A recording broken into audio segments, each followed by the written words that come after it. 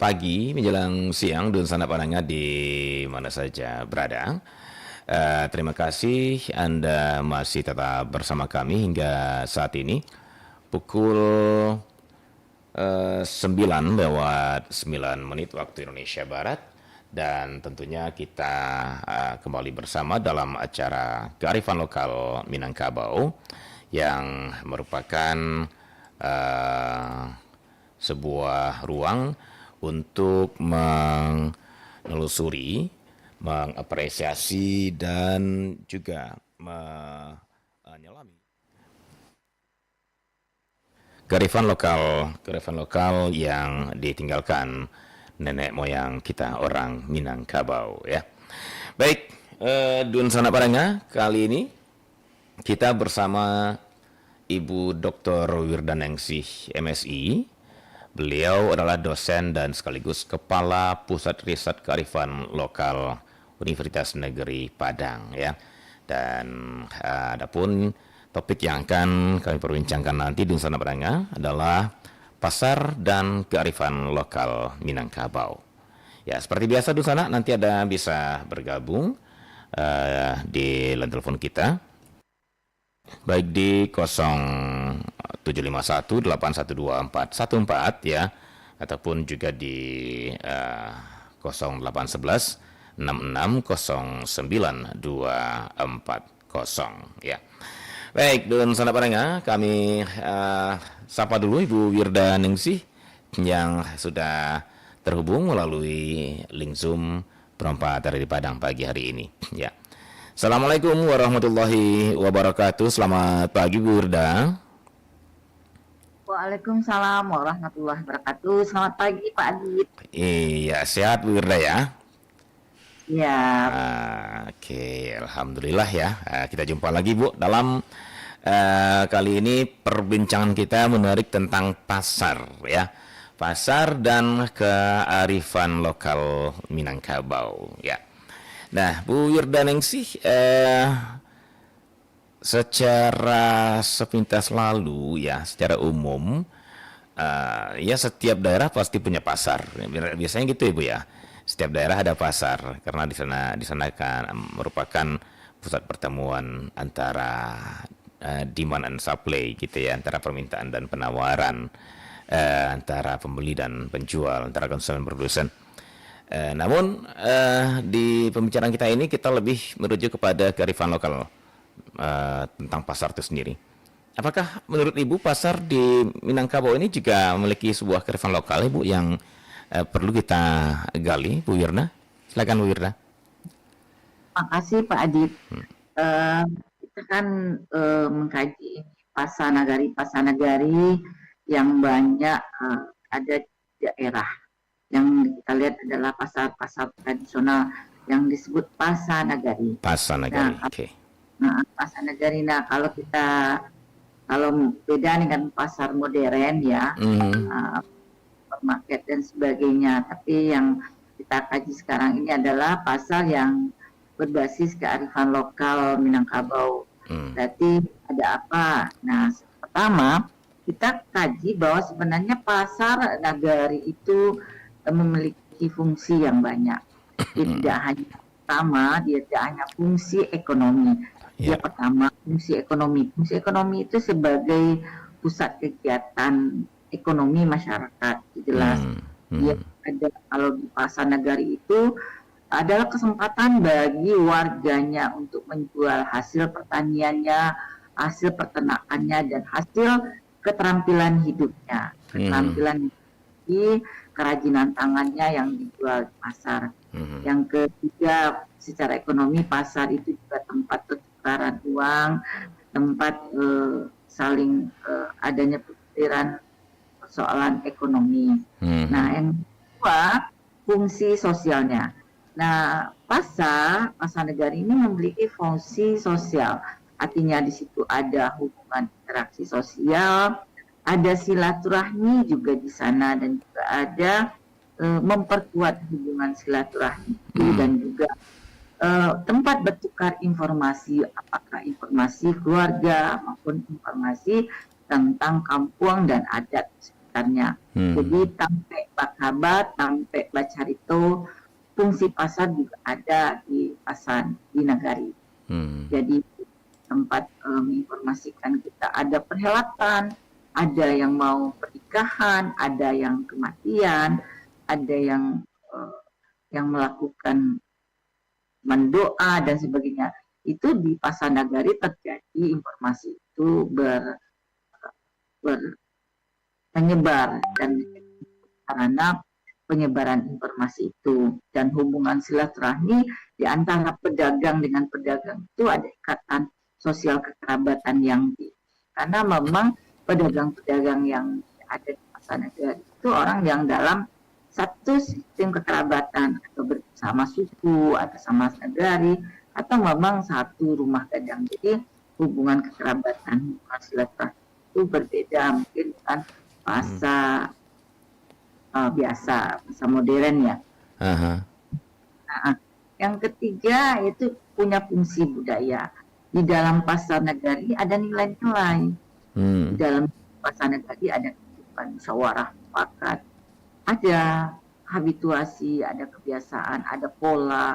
Di pasar itu ada tempat musyawarah, tempat mencari keputusan bersama, tempat mengelola secara bersama atas pasar yang ada. Jadi sifat pengelolaan pasar itu enggak paten up, tapi memang pengelolaan pasar itu secara kolektif, secara bersama, secara orang-orang yang itu ikut dalam proses pengambilan keputusan bersama. Jadi ada kehidupan budaya musyawarah mufakat dan menjaga nilai-nilai kehormatan, nilai-nilai baik sebagai orang Minangkabau yang keterbukaan dan saling menghargai. Situ pun muncul. Kemudian nilai adat, itu fungsi adat. Situ juga pasar kadang-kadang dijadikan sebagai balai tempat keramaian, juga diadakan festival, tempat warisan kuliner, banyak kan pewarisan kuliner, pewarisan seni juga terjadi di Pasar Nagari. Yang terakhir mungkin fungsinya adalah fungsi edukasi. Kebiasaan orang kalau di Pasar Nagari itu membawa anak ke Pasar Nagari secara tidak langsung, ada proses belajar ekonomi, proses belajar adaptasi sosial kepada anak yang terlibat di pasar. Jadi sangat banyak fungsi-fungsi ekonominya, sosialnya, budayanya, adatnya, kemudian dan fungsi edukasinya. Nah, ketika itulah bagian dari semua yang merupakan kearifan lokal dari Minangkabau. Ada nilai-nilai bijaksana, ada perilaku yang bijaksana, ada aktivitas, ada kegiatan yang sebenarnya situ memiliki nilai-nilai kearifan bijaksana yang sebenarnya baik untuk warga pasar dan baik juga untuk orang-orang yang berinteraksi dengan suasana pasar itu. Nah, itu makanya pasar dan kearifan lokal dari Minangkabau. Pasar Nagari itu memang kalau kita lihat sangat penuh dengan nuansa, fungsi yang sangat variatif, dan ada kearifan-kearifan yang perlu kita menjadikan role model, perspektif bagaimana pasar itu memiliki sesuatu yang kearifan. Dan menariknya pasar itu, kalau Pasar Nagari itu kan dia punya hari tertentu. Kalau misalnya ya, di Agam saja ya, kalau di Agam itu kan kalau Pasar Lasi itu misalnya hari Selasa sama Jumat. Nah, Pasar Biaronya itu hari Rabu sama Sabtu. Nah, nanti di Basonya hari Senin sama Kamis. Jadi tidak ada tubruk-tubrukan dalam menjalankan proses pasar itu. Jadi ada keteraturan, ada kalau bahasanya berbeda, ada saling penghormatan atas rezeki, atas kita miliki bersama. Gak ada monopoli, gitu, gak ada penguasaan satu orang, tapi semangat kebersamaan dan kolektivitas, dan bahwa sumber kehidupan itu menjadi bersama, dan ada nilai-nilai kebaikan dan nilai-nilai silaturahmi dan nilai-nilai baik dalam suasana pasar itu. Nah, itulah yang disebut dengan kearifan lokal Minangkabau di pasar tradisional atau Pasar Nagari. Itu maksudnya. Iya, baik Bu Wirdah. Jadi ternyata bicara pasar untuk kebudayaan Minangkabau, ternyata itu bukan hanya bicara tentang pertemuan pembeli dan penjual saja ya Bu Wirda ya, bukan hanya bicara kebutuhan dan pasokan saja ternyata, tapi banyak hal yang terjadi di sana dan banyak hal yang bisa kita gali yang lahir dari sebuah pasar tersebut. Nah, itu dia Dun Pendengar ya. Baik, Dun Pendengar, seperti biasa Anda juga bisa bergabung nanti di tengah perbincangan kami ini melalui dua line telepon 0751 812414 ataupun di 081166 09240 ya. Oke. Baik, Bu Wirda. Ini bicara tentang pasar ini menariknya begini Bu Wirda. Jadi satu sisi memang sekilas kita lihat dari luar kan pasar itu hanya ya samalah dengan pasar-pasar lainnya ya gitu ya Bu ya. Ada barang, ada jasa, ada konsumen, ada produsen gitu. Nah tadi Ibu juga sudah uraikan salah satunya memang menyentuh hal seperti itu yaitu fungsi ekonomi di pasar itu sendiri. Nah, namun sebelum ke sana Ibu, apakah pasar ini sendiri Bu Wirda memang menjadi bagiankah dari sebuah instrumen kelembagaan yang harus ada pada satu nagari atau bisa bergabung saja dengan pasar-pasar negara lain? Nah, artian begini, kalau nggak salah kan ada tuh syarat-syarat berdiri nagari Minangkabau itu dulu ada rumah gadang, ada pandang kekuburan, ada sosok jarami kan tuh Ibu ya, dan ada musaji gitu ya. Jadi balai musaji. Nah balai di sini juga, apakah balai ini pengertiannya balai adat saja atau balai juga pasar ini? Karena kalau nggak salah dalam aturan negara itu Ibu ya, ada balai musaji ya kan, pandang kekuburan, sosok jarami gitu ya Bu ya. Nah apakah ini juga termasuk artinya bahwa dulunya orang Minangkabau itu setiap negara itu harus punya pasar, atau pasar ini hanya terbentuk begitu saja ketika secara natural terjadi ada pihak yang mempunyai produk, kemudian ada pihak yang membutuhkan dan mereka bertemu pada satu tempat maka menjadi pasar lah itu. Nah, atau memang pasar sengaja dibuat dari awalnya di Minangkabau ini untuk instrumen kelengkapan sebuah nagari. Seperti apa Bu Wirda sesungguhnya? Ada intinya sebuah nagari itu pada intinya ada surau, ada lapau, ada pasar. Ada kekuatan surau tempat pemenuhan kebutuhan religius dari manusia yang ada di sebuah nagari. Lapau tempatnya kebutuhan sosial, bagaimana kebutuhan sosial politik, tempat tempat saling berkomunikasi, bergaul dan sebagainya.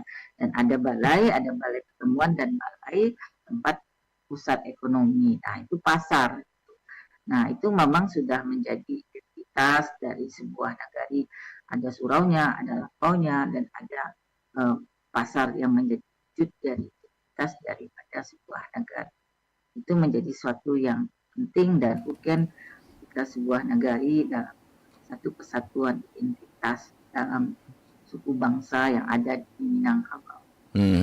Ya, itu dalam artian bahwa memang pasar itu dulunya di sebuah negara itu sengaja dibuat ya Bu ya, bukan hanya terjadi secara kebetulan gitu lah ya Bu ya, terjadi secara alami kebetulan bahwa ada seseorang berdiri di satu tempat, kemudian dibawa produknya, apakah pertanian, peternakan atau lain-lainnya, kemudian datang yang membelinya, maka bertambah cari pasar. Tapi betul-betul dari awal disetting sebuah tempat untuk jadi pasar.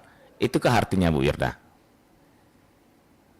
Iya, artinya pasar itu kan kebudayaan itu kan terbentuk atas kebutuhannya manusia. Salah satu kebutuhan manusia itu adalah butuhnya tempat transaksi ekonomi, sama tempat menjual produknya, tempat kuliran uang, tempat bermusyawarah juga, tempat saling berinteraksi. Maka secara tidak langsung muncul institusi pasar di situ. Nah, institusi pasar itu muncul tak lepas juga dari apa yang menjadi nilai dan aturan hidup dari masyarakat yang memiliki kebudayaan itu. Jadi di sebuah negara itu kan punya kebudayaan. Mau ada artinya pemenuhan kebutuhan hidup dan sebagainya itu menuntut kebudayaan, tentunya kebudayaan pasar. Maka memang artinya ada secara di mana manusia itu ada, di mana kebutuhan pemenuhan kebutuhan akan muncul pasar. Nah, pasar itu tidak lepas dari nilai komunitas, nilai bersama manusia. Sehingga nilai itulah yang akhirnya mempersatukan mereka dalam pasar. Begitu Bu Irda ya. Jadi memang makanya mungkin kalau pasar nagari itu kan dia kan berawal dari tanah wilayah, tanah bersama, nggak ada yang sifatnya pribadi. Nah, makanya fungsinya banyak, adanya fungsi ekonomi, muncul fungsi sosial budaya, termasuk fungsi penanaman nilai adat dan fungsi edukasi terhadap anak. Nah, itu yang kalau kita lihat dari pasar nagari itu sendiri. Kalau pasar modern kan nilai edukasi mungkin itu tidak tampak, tidak dalam. Jadi memang sangat ansih bagaimana pertukaran ekonomi itu yang menjadi target utamanya. Tentu beda dengan pasar nagari. Pasar nagari itu yang dimiliki secara kolektif, kemudian ada nuansa yang tidak hanya soal ekonomi, tapi memang malah lebih kental pada daerah itu nuansa sosial budayanya. Kalau ada orang sudah kematian, mungkin pasar akan jadi sepi. Atau pasar nagari, pasar pun tidak begitu ramai. Tapi pada saat itu baru ramai. Kemudian di pasar itu timbul dialog yang banyak, interaksi yang besar. Kalau ada yang mendapat musibah, ada yang mendapat kematian dan sebagainya, ada ponsi yang mereka bikin untuk menolong bagian dari warga pasar itu. Dan hubungan antara pedagang sama penjual itu tidak hubungan antara membeli dan penjual, tapi ada hubungan silaturahmi juga. Biasanya kalau misalnya pedagang ada perhelatan, nah yang penjual tadi diberi undangan secara lisan, tolong datang pada kami. Jadi kontak batin sosialnya itu lebih tinggi dibandingkan dengan pasar tradisional. Jadi kontak batin, kontak sosialnya itu yang membuat baherat hubungan. Jadi sangat nuansanya Pak di pasar nagari itu nilai-nilai kemanusiaannya itu lebih menonjol daripada nilai-nilai ekonomisnya. Begitu. Jadi nilai-nilai kemanusiaan lebih menonjol daripada nilai ekonomis ya Bu ya. Nah, namun begini Bu Wirda. Nah, ketika kita lihat bahwa di pasar tidak fungsi ekonomi, nah kita tahu Ibu Wirda ya bahwa yang namanya ekonomi itu pasti ujung-ujungnya siapa sih yang nggak pengen untung gitu ya Bu ya. Berusaha mencari untung sebesar-besarnya dari apa yang sumber daya yang dia miliki begitu. Apalagi ketika tadi kita bandingkan dengan pasar modern gitu ya Bu Wirda ya. Ibu bandingkan. Nah, namun saya ingin lihat bagaimana kira-kira Ibu fungsi ekonomi dari pasar di pasar tradisional Minangkabau ini, kearifan lokal apa juga yang bisa kita ambil di sini Bu? Dalam artian karena mereka kan saling berinteraksi kan antara anak nagari itu juga ya Bu ya, antara satu nagari dengan nagari lain gitu ya, dalam satu ikatan kekerabatan langsung terjadi. Nah, apakah juga ada perbedaan Bu Wirda dari sisi fungsi ekonomi ini antara pasar tradisional atau pasar ataupun balai di Minangkabau ini dalam instrumen nagarinya dengan pasar-pasar yang kita lihat berkembang hari ini yang sudah modern? Nah, Ibu lihat ya, menurut pengamatan Bu Wirda apakah ada perbedaan ini Bu atau sama saja Bu Wirda dalam fungsi ekonominya Bu? Ya kan Bu? Ya, kalau di pasar nagari itu kan ada pengelolaan bersama, ada konsep. Jadi ada pengelolaan bersama, ada kesepakatan bersama, ada musyawarah bersama bagaimana aturan main kita di pasar itu. Jadi nilai-nilai orang Minangkabau sebagai yang mengutamakan musyawarah mufakat itu bagian yang diterapkan di pasar nagari. Beda dengan pasar modern, dia punya perusahaan, sifat keputusannya otoriter, dan cara hubungannya itu adalah karyawan dengan atasan. Tapi kalau pasar kalau pasar tradisional sifatnya yang modern kan pribadi-pribadi, tapi Yang pasar nagari ini sistem ekonomi itu ada sistem konsinya gitu, ada sistem julo-julonya, ada Hmm. sistem kebersamaannya, itu yang sangat membedakannya. Nah, itu ada sehingganya keteraturan-keteraturan itu muncul di pasar tradisional itu. Jadi hubungan manusia itu dibalik oleh nilai-nilai kearifan dari Minangkabau itu sendiri, walaupun sudah terjadi satu sisi ada perubahannya, tapi filosofinya itu tetap menjadi landasan bagi pasar nagari untuk berinteraksi secara ini. Jadi pedagang-pedagang itu juga punya aturan main di antara mereka, mungkin ya ada yang dulu-dulu, ada arisan, ada kesepakatan. Nah, itu yang sangat kalau aturan mainnya. Jadi aturan mainnya itu tidak bersifat top down, tapi bottom up. Jadi ada musyawarah dan mufakat. Nah, itu yang menariknya di pasar tradisional nagari. Ya, ya. Baik, jadi bahwa di pasar tradisional atau pasar nagari itu ada aturan-aturan main, tanda kutip Bu Wirda ya. Ada aturan main yang disusun sebelum, berarti itu sebelum pasar itu terbentuk ya Bu Wirda ya. Di saat, di saat proses pasar itu jalan, tetap tidak bisa musyawarah. Misalnya, Oke. ada yang perlu dimusyawarahkan, mereka akan bermusyawarah.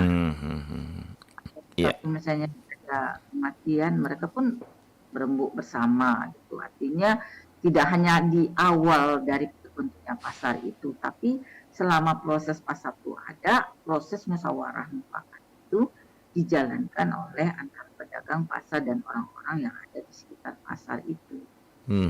Ya. Jadi itu nilai-nilai kearifan lokalnya, bahwa nilai-nilai apa yang menjadi filosofi dari kehidupan orang sebagai orang Minangkabau yang nilai filosofi mengutamakan musyawarah mufakat, pengambilan keputusan secara bersama, itu menjadi nilai-nilai penting dalam pengelolaan pasar. Oke, baik. Baik, iya, silakan dosen pendengar yang ingin bergabung, kami buka line telepon untuk Anda, sudah setengah jam kita jalan ya. Kita akan buka 2 line telepon untuk Anda. Silakan di 812414 yang sudah bergabung ya. Oke. Halo, Assalamualaikum warahmatullahi wabarakatuh. Halo, Waalaikumsalam ya. Yuk Pak Sultan Pamenan. Baik, silakan Pak Sultan. Assalamualaikum Ibu Irga. Salam Pak. Kau ambo sampai Minan tinggal di pintu. Kalau tanya ke Ibu Irga, apa kau bedanya pasal nagari jo pasal pemerintah akan sota? Jadi kalau mau tanya kan itu kalau pemerintah pasal internasional itu pembangunannya dari pemerintah daerah. Kalau pasal minyak mama atau pasal nagari itu yang membangun minyak mama. Jadi yang kamu tanyakan kok masalah kartis pasar. Jadi kartis pasar kok kan tiap-tiap buka kadang kan awak kan bayar ke pasar kan itu. Jadi kadang-kadang awak tak jauh balik doh Bu. Kadang-kadang sewa pasar tu kartis pasar tu disangkan awak baca rona tu. Sekian Bu. Atau jawapan Ibu, Abu minta terima kasih banyak. Baik, baik. Oke, Pak Sultan Pamenan. Terima kasih Pak Sultan untuk pertanyaan Pak Sultan Pamenan. Baik, Ibu Wirda, sepertinya kita langsung jawab dulu Bu Wirda ya, apa yang ditanyakan Pak Sultan Pamenan ini. Jadi, ya beda pasar tradisional yang dibentuk oleh nenek mama kata beliau ya, dan pasar tradisional yang dibentuk oleh pemerintah. Nah, baik, silakan Bu Wirda. Ya, kalau pasar yang dibentuk pemerintah berarti kan pemerintah yang punya. Jadi ada aturan-aturan berdasarkan kebijakan dari pemerintah sendiri. Tapi kalau pasar minyak mama itu kan berawal dari pasar milik nagari, dan di situ lebih pengolahannya atas kesepakatan minyak mama yang ada di pasar itu. Jadi pasar pasar yang makanya pasar yang kita ingin sebut sekarang ini, pasar yang kita kaji ini adalah pasar yang dimiliki secara kolektif oleh nagari, yang di situ lebih pengolahannya, lebih kehidupannya itu dihimpun dengan nilai-nilai yang berdasarkan nilai-nilai Minangkabauan. Nah, di situ di pasar itu lebih mengutamakan apa yang menjadi aturan hidup sebagai nilai-nilai orang Minangkabau, termasuk bagaimana hubungan antara pedagang dengan pembeli, hubungan dengan pengolahan pasar, dan sebagainya.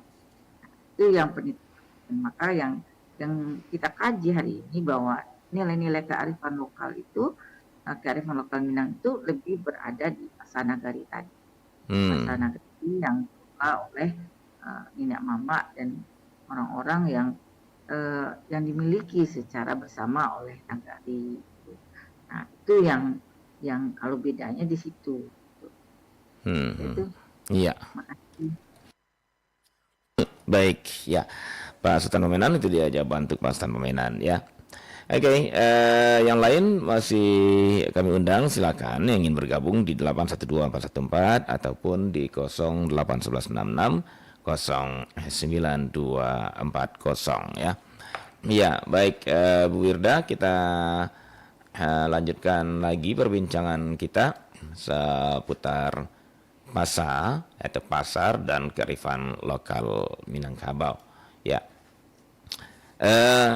tadi Pak Sultan Pemenan sudah mempertanyakan bagaimana perbedaan atau apa perbedaan antara pasar tradisional yang dibikin pemerintah dan pasar tradisional yang lahir dari kesepakatan nenek mama, ya. Ternyata ada aturan-aturan berbeda, berarti aturannya Ibu, ya, antara yang dibuat nenek mama tentu berdasarkan kesepakatan beliau dan pemerintah tentu berdasarkan aturan pemerintah, begitu. Nah, sejauh penelitian Bu Wirda saat ini, Bu, apakah masih banyak pasar tradisional itu yang merupakan pasar dari bikinan nenek mama dahulu, Bu, atau sekarang sudah banyak yang menjadi pasar milik pemerintah? Seperti apa, Bu, yang ada di Sumatera Barat saat ini, Bu Wirda, sejauh penelitian Bu Wirda? Ya, kalau soal perbandingan dengan pemerintah ini kita belum lanjut penelitian ke sana. Bu, itu cuma penelitian itu adalah mengambil sebuah pasar nagari, yang di situ pasar nagari itu masih bertahan aturan-aturan hidup dan beberapa kearifan lokal dari kita sebagai orang Minangkabau. Nah, berapa banyak itu memang belum teridentifikasi. Tapi yang jelas pasar-pasar nagari itu masih bertahan dan dilestarikan di beberapa daerah. Kalau yang menjadi objek penelitian Bu itu kan ada 3 pasar di daerah Agam, itu pasar Lasi, Biaro, dan pasar 4 pasar Naga Balasi, Nibiaro, dan pasar Baso, dan serta pasar Biaro Gadang. 4 pasar ini. Nah, yang keempat pasar ini kalau diasumsikan sekarang ini tidak lepas dari nilai-nilai apa yang menjadi nilai kearifan lokal dari orang Minangkabau, dan itu masih dipertahankan dan dilestarikan. Itu kan baru kita mau meneliti. Nah, ketika itu nanti proses penelitian lah yang membuktikan apakah kebertahanan itu memang secara maksimal atau kebertahanan itu sangat banyak gitu. Tapi ataukah terjadi perubahan atau pergeseran atau memang filosofinya tetap dipertahankan tapi ada perubahan-perubahan dalam bentuk fisiknya.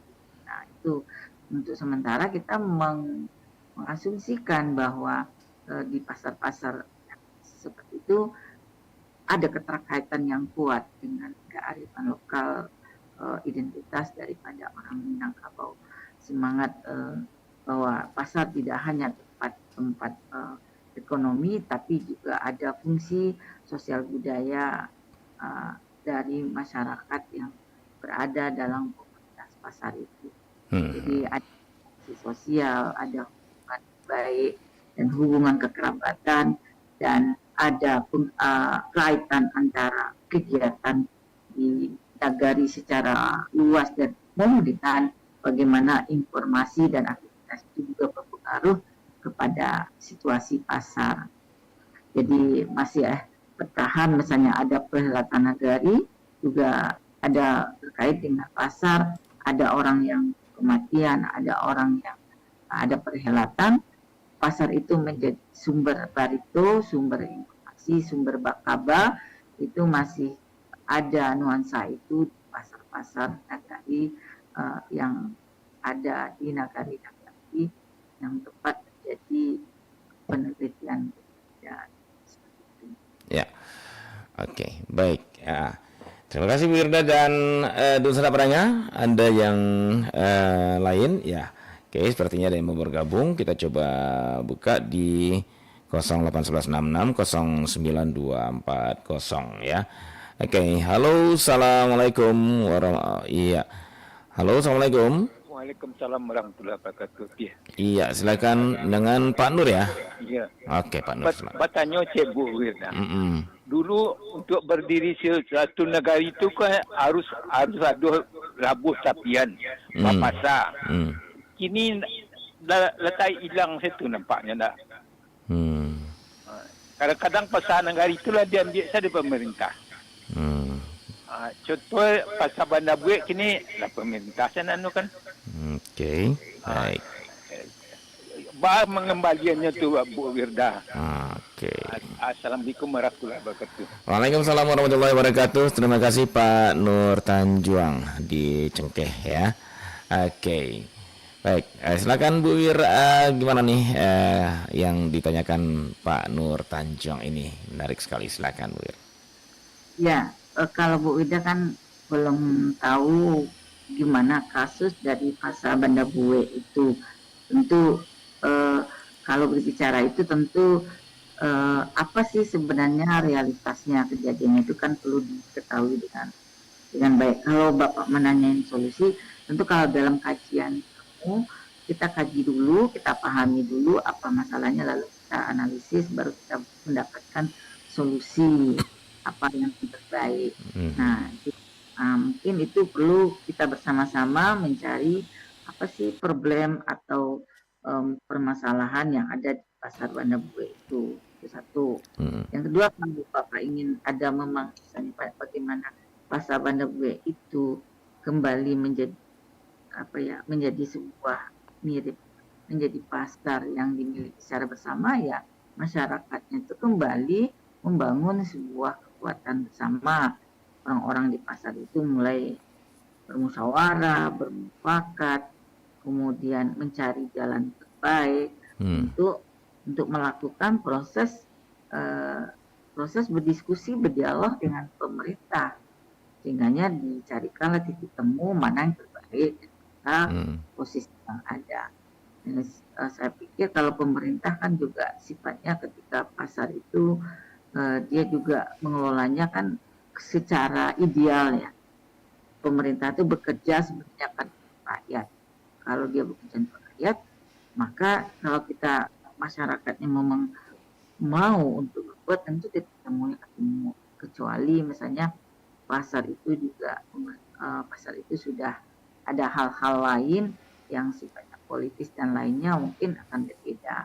Tapi untuk kita hari ini, kalau kita ingin menjadikan pasar itu menjadi sebagai milik dari masyarakat, kalau memang dari sejarah awalnya itu masyarakat, ya masyarakat itulah yang bergerak, berbuat, bermusyawarah, melakukan, kata orang kekuasaan rakyat itu ada di kekuasaan itu sebenarnya ada di rakyat. Maka orang-orang yang menjadi warga pasar harus sadar bahwa mereka adalah warga pasar yang memiliki kekuasaan atas pasar itu. Maka kuncinya adalah bagaimana bersama bermusyawarah, kemudian melakukan dialog dan negosiasi atau mencari secara bersama apa jalan yang baik. Nah, itulah orang Minangkabau. Orang Minangkabau kan dia lebih mengutamakan mencari menyelesaikan masalah itu dengan cara bermusyawarah, dengan proses dialog yang diplomatis yang sangat berarif. Ada cara yang lebih baik dan lebih elegan, lebih terhormat, lebih sopan, lebih berkearifan dalam menyelesaikan masalah.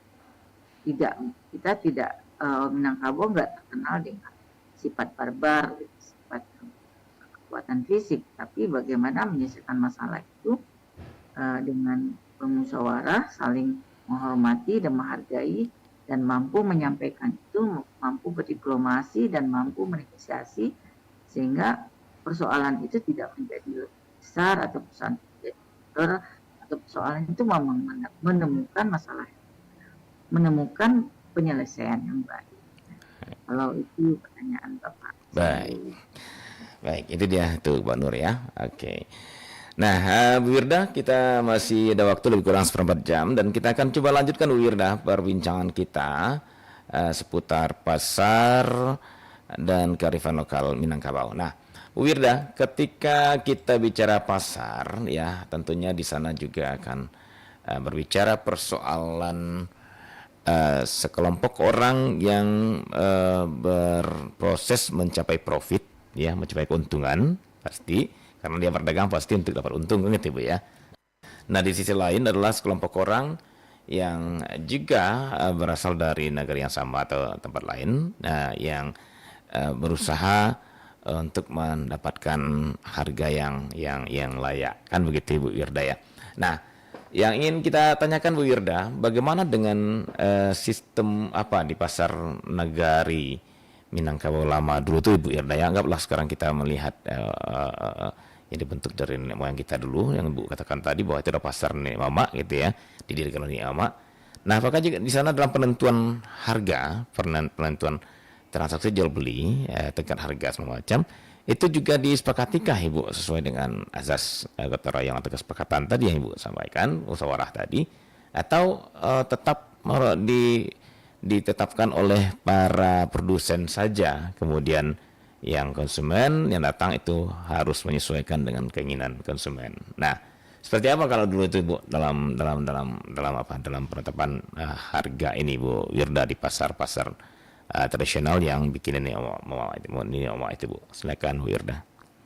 Jadi transaksi ekonomi yang ada di pasar tradisional itu transaksi musyawarah mufakat. Jadi harganya tawar menawar. Antara si penjual dan pembeli beda dengan pasar modern, harga sudah dipatok.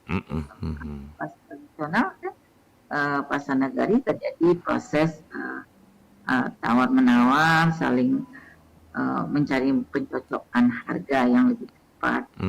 Kan kadang kalau udah pelanggan ya udah lebih murah, atau keponakan yang membeli mah. Nah, keponakan yang membeli tentu lebih ada harga miring gitu ya Bu ya.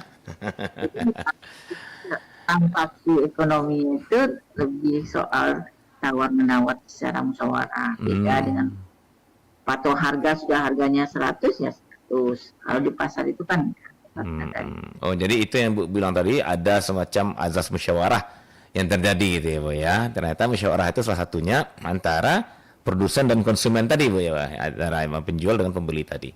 Oh begitu. Soal penjual dan pembeli, tapi musyawarah sebagai warga dan pedagang-pedagang itu juga ada musyawarah soal pengelolaan pasar.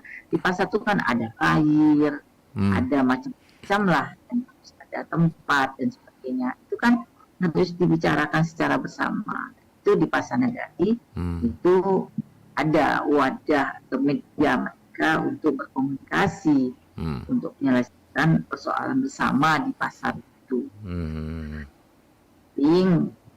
Juga kalau antara dengan penjual dan pedagang tidak ada harga mati, ada proses musyawarahnya, harganya berapa, nanti tawar lagi, harga ini saya belinya 5 kilo dapat bonus berapa, jadi seperti itu. Jadi prosesnya ya agu tawar menawar antara harga yang ada di pasar.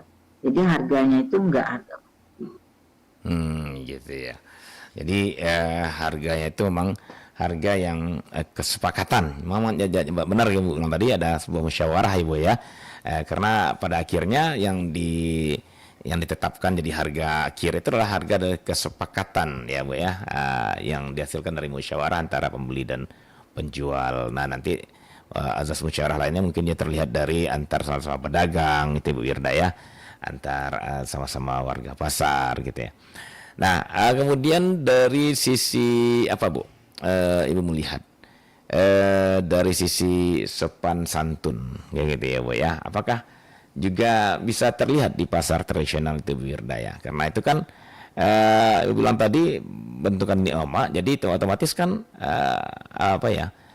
Azas-azas apa namanya, asas-asas perilaku tentu juga harus dijaga karena itu berhubungan dengan negari, dengan mama gitu Bu. Nah, apakah di sana juga bisa kita petik suatu kearifan lokal yang ada di pasar nagari bentukan ni'oma itu Bu Wirda? Ya, kalau di pasar nagari hubungan orang itu kan hubungan yang diikat oleh nilai sosial budaya, hubungan yang ekonomi, hubungan kekerabatan, hubungan antara orang yang saling ikat mengikat, saling ada kekerabatan, maka hubungan itu juga membuat mereka mempunyai nilai-nilai kesopanan, nilai kepatutan di dalam hubungan di pasar, hormati, menghargai, saling menunjang dari apa yang menjadi di pasar itu. Jadi mereka adalah orang satu apa ya, bisa saja mereka dalam satu sama lainnya gitu. Jadi nilai-nilai kebaikan, nilai-nilai bagaimana aturan berhubungan sosial termasuk hubungan yang dijaga di pasar nagari. Karena ada kesinkronan hubungan antara pasar dengan dunia di luar pasar itu, dengan nagari secara umum, secara luas gitu. Dan sebagai orang Minangkabau. Nah, itu kalau secara filosofinya, kalau di Minangkabau itu berbicara itu ada aturan mainnya juga, ketika di pasar pun orang juga ada aturan main juga orang dalam bicara seperti itu. Kan beda kita kalau kita berada di pasar yang di situ pasar nagari, di situ ada suasana sapu menyapu, sapu menyapu, saling berkabar, saling lebih membuat suasana itu lebih membuat kemanusiaannya lebih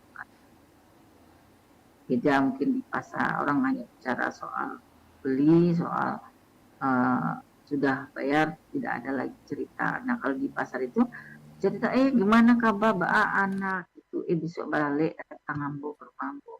Jadi suasana itu ada di pasar. Oh, begitu ya. Jadi artinya ya, kesimpulannya bahwa orang ke pasar bukan hanya sekedar untuk mendapatkan barang kebutuhan gitu ya Bu ya. Si penjual pun gitu ke pasar bukan hanya sekedar untuk menjualkan hasil apakah perkebunannya, peternakannya gitu ya Bu ya, hasil kerajinan, tapi sekaligus tempat mereka berinteraksi secara sosial budaya. Begitulah Bu Wirda ya, kira-kira Bu Wirda maksudnya ya.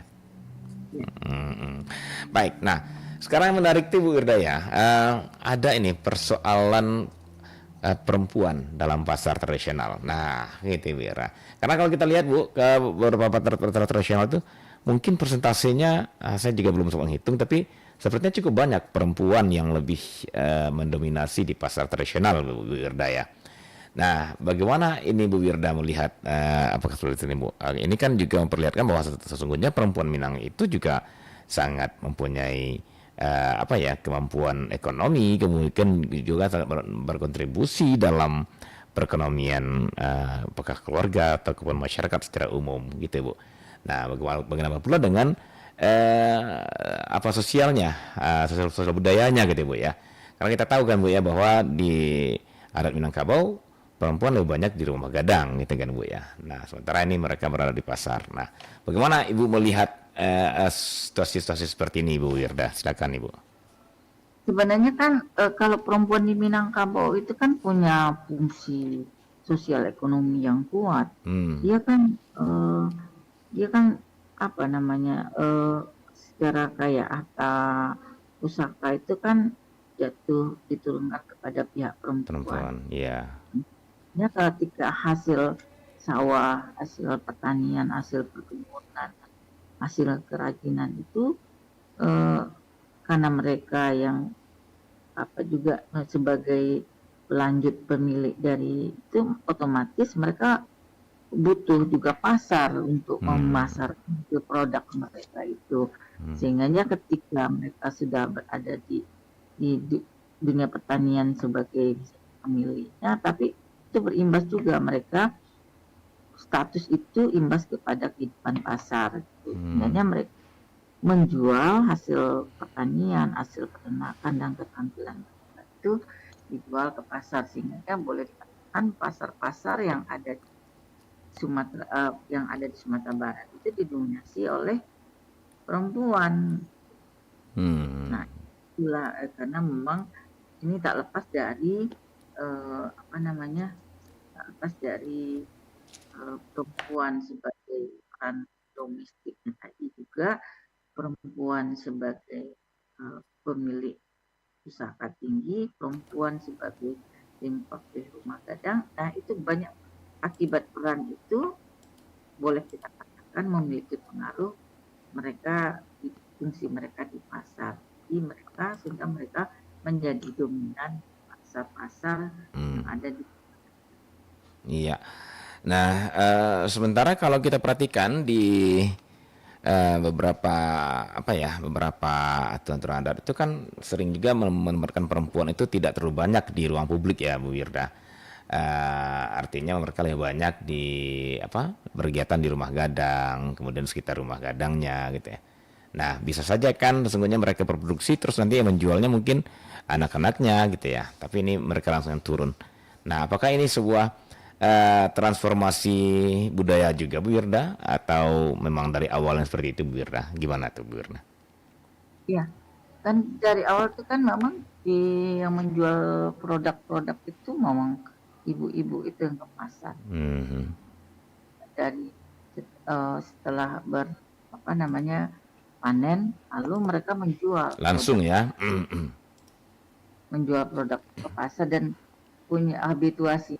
Itu mereka menjual produk mereka itu bisa aja produk pertanian atau produk yang mereka tanam di sekitar rumah mereka.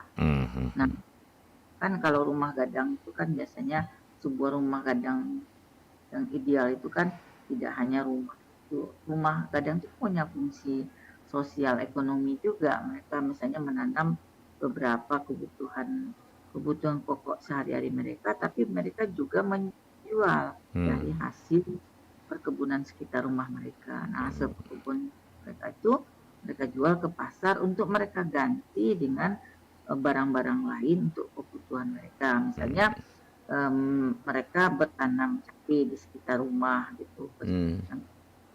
Nah, mereka jual pasar, mereka jual secara langsung. Setelah mereka mendapatkan penjualan dari cabai itu, lalu mereka membeli barang-barang yang menjadi kebutuhan mereka sehari-hari, misalnya ikan asin, ikan, sebagainya. Nah, masing-masing mereka itu kan bawanya beda-beda sesuai dengan apa yang mereka tanam dalam kehidupan sehari-hari. Nah, selainnya juga ada juga misalnya yang pergi ke pasar, ada yang nggak nitip, nih tolong dijual, nanti uangnya juga dapat. Jadi kehidupan ibu-ibu itu mulai dari seperti itu, mereka ke pasar itu kan biasanya kalau di pasar negari itu kan enggak tiap hari. Iya benar. Dia biasanya per satu kali seminggu ya, Bu ya, atau kali sepekan gitu ya. Jadi pada masa itu mereka menjual produk mereka sendiri atau mereka nanti kalau mau membesar jadi mereka sendiri yang menjual produk mereka. Setelah produk dapat uang, lalu mereka membeli kebutuhan lain. Ya, jadi secara tidak langsung ini juga memperlihatkan bagaimana ternyata di Minangkabau emansipasi wanita dalam perekonomian pun sudah ada sejak awal gitu ya, Bu ya. Iya, perempuan itu memiliki fungsi sosial, memiliki kekuatan ekonomi tersendiri dalam kegiatan di pasar itu. Baik, oke. Baik, Ibu Wirda. Tanpa terasa, Ibu, kita sudah hampir sampai di penghujung dan terima kasih banyak untuk bincang-bincangnya pada pagi hari ini, Bu Wirda ya.